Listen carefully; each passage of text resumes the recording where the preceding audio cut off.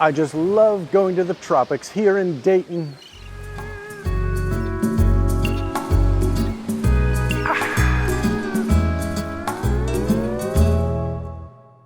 I want to thank you for tuning in to Behind the Scenes at Dayton Live.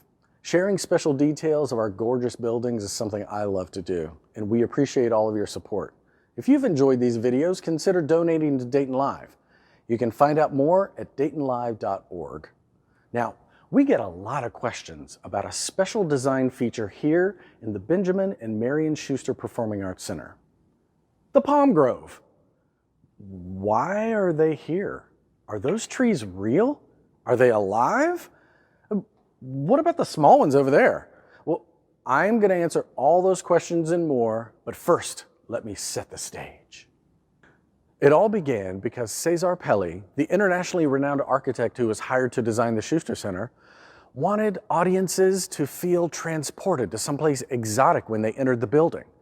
And what's more exotic in Dayton, Ohio than palm trees? So, here they are. These palm trees are majestic Washingtonia robusta palms, towering as high as 40 feet.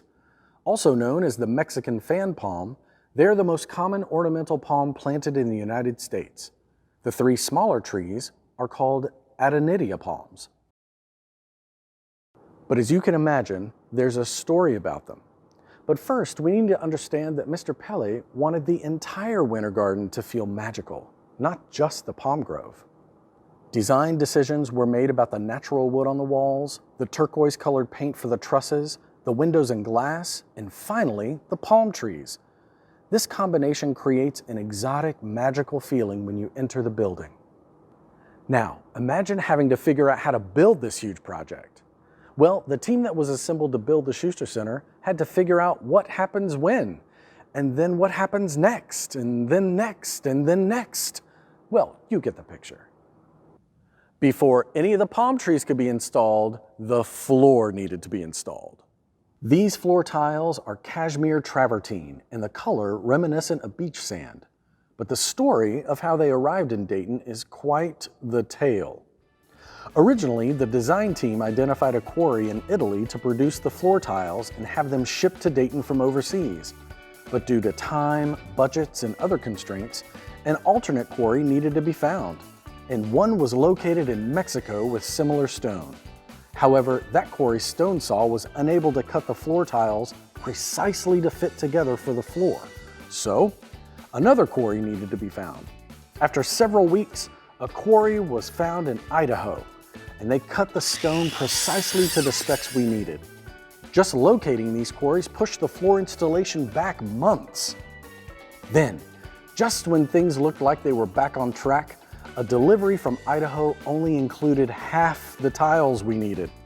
Turns out, the stone saw in Idaho broke, and in ironic fashion, the parts needed to fix it were in Italy, but wouldn't be available for months. So, the quarry owner in Idaho told our team in Dayton he had shipped the remaining stone slabs to a quarry in Mexico to cut the tiles.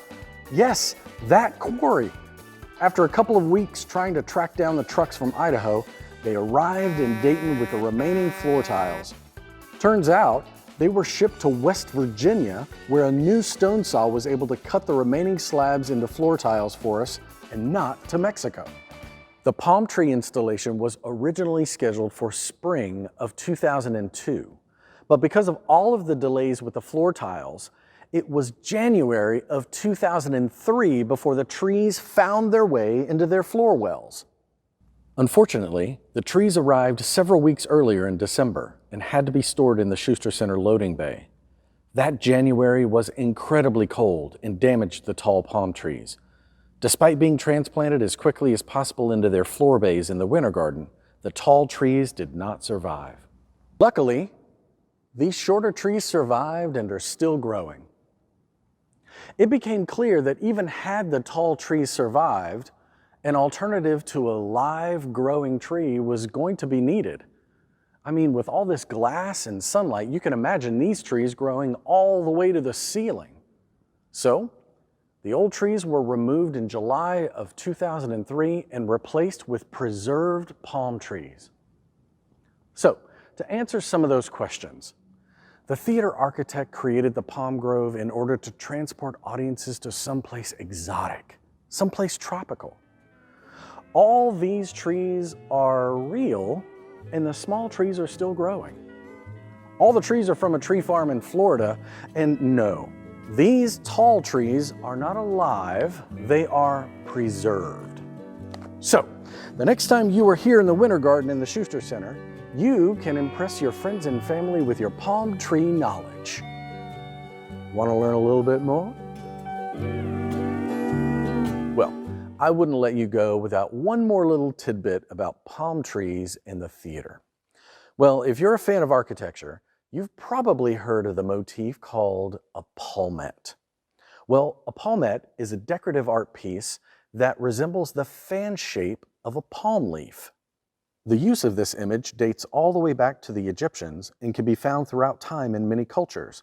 It's clear that the palm tree was of great importance to many people around the world, and they showed its importance in their art. Although there are many different motifs throughout the theater, you can see what some would consider to be modern-day palmettes. That's our present day paying homage to the importance of the palm tree and its legacy in the ancient world. So, the palm grove in the Winter Garden is just a really big palmette used by a theater architect to transport you to a new world each and every night. Well, I can't wait for you to be back here in the theater so you can check out these palmettes for yourself.